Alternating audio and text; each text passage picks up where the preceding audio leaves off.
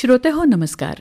ऐसी अक्षरे रसिके या कार्यक्रमामध्ये ठसा उमटवणारे चित्रपट या मालेत आज ऐकूया मौन रागम या चित्रपटाविषयी प्रिया प्रभुदेसाई यांचा लेख. लग्न म्हणजे जन्माची साथ. त्यातला जवळकीचा मुद्दा हा रोमॅन्टिक असला तरी फक्त शारीरिक आकर्षण आणि समाजमान्यता पुरेशी नसते. स्वभाव, संस्कार, आवडीनिवडी यात भिन्नता असू शकते आणि नातं टिकवण्यासाठी कधीतरी दोघांनीही तडजोड करणं आवश्यक ठरतं. मणिरत्नम दिग्दर्शित मौनरागम हा सिनेमा पाहताना प्री मॅरेज काउन्सिलिंगमध्ये या सिनेमाचा अंतर्भाव करायला हवा असं मला आवर्जून वाटतं. कॉलेजात जाणाऱ्या अल्लड दिव्याचं लग्न ठरतं. मुलगा उच्च शिक्षित आहे, त्याला चांगली नोकरी आहे. दिव्याला मात्र पुढे शिकायचं आहे.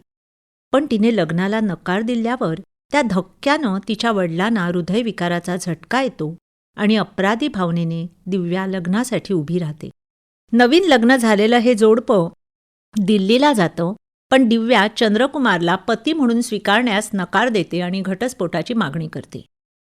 अल्लड वय म्हणून ती असं वागत असेल असं चंद्रकुमारला वाटतं, पण वस्तुस्थिती वेगळी असते. दिव्याच्या आयुष्यात एक मुलगा असतो, लोभस, कुणाच्याही मदतीला धावून जाणारं त्याचं व्यक्तिमत्व. हे प्रेम मात्र अल्पायुषी ठरतं. नक्षलवादी असल्याने तो पोलिसांच्या गोळीबारात ठार होतो. त्याची जागा दुसऱ्याला देणं दिव्याला मान्य नसतं. घडणारं घडून गेलं, आपण आपला भविष्यकाळ चांगला बनवू. चंद्रकुमार समंजस आहे, पण दिव्याला ते मान्य नाही. लग्न हा काही खेळ नाही. 1 वर्ष एकत्र राहूनही तुमचं मत बदललं नाही तरच घटस्फोट मिळेल असं कोर्टात सांगितल्यावर हे 1 वर्ष चंद्रकुमार तिला स्वतःच्या घरी राहायला सांगतो. एका छताखाली 2 अनोळखी माणसं आपलं आयुष्य सुरू करतात. सहवासाने माणसाची ओळख पटते. ज्याचा अपमान केला तो उमदा आहे हे दिव्याला समजायला लागतं. तरुण वयात ज्याला प्रेम समजत होतो ते एक वेडं आकर्षण होतं हे सुद्धा तिला समजतं. चंद्रकुमारविषयी तिच्या मनात प्रेमाचा अंकुर फुटतो. त्याला आनंदी ठेवणं, त्याच्या भावनांचा आदर करणं ह्या गोष्टी तिला आवडतात आणि वर्ष संपून जातं. ज्याच्यासाठी एवढा अट्टहास केला असतो तो घटस्फोट तिच्या हातात येतो. दिव्या आपल्या नवऱ्याचं मन जिंकून घेईल का? तिचं मन चंद्रकुमार जाणेल का? अर्थात सिनेमाचा शेवट प्रेक्षकांना आवडणार आहे. लग्न नक्की का करावं? सुज्ञ माणूस नक्कीच प्रेमासाठी असं उत्तर देईल. मात्र ज्याचा वास्तवाशी संबंधच नाही असं स्वप्नाळू प्रेम आयुष्यभर साथ देऊ शकेल का? ह्या प्रश्नाचं उत्तर जसं दिव्याला मिळतं तसं प्रेक्षकांना सुद्धा विचार करायला भाग पाडतं.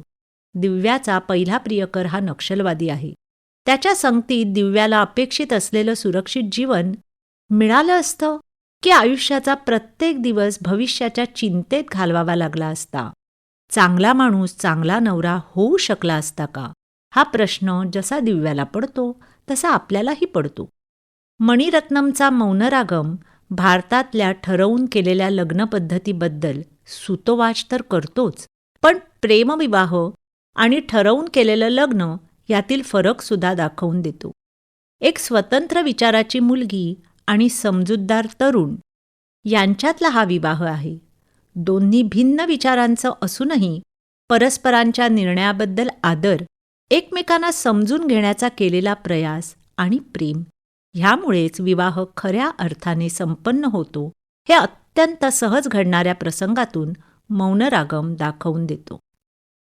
ठसा उमटवणारे चित्रपट या मालेत मौनरागम या चित्रपटाविषयी प्रिया प्रभुदेसाई यांचा लेख आत्ताच आपण ऐकला.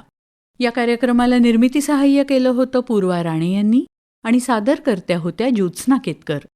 आणि याचबरोबर आजचा कार्यक्रम संपला. पुन्हा भेटूया उद्याच्या भागात. नमस्कार.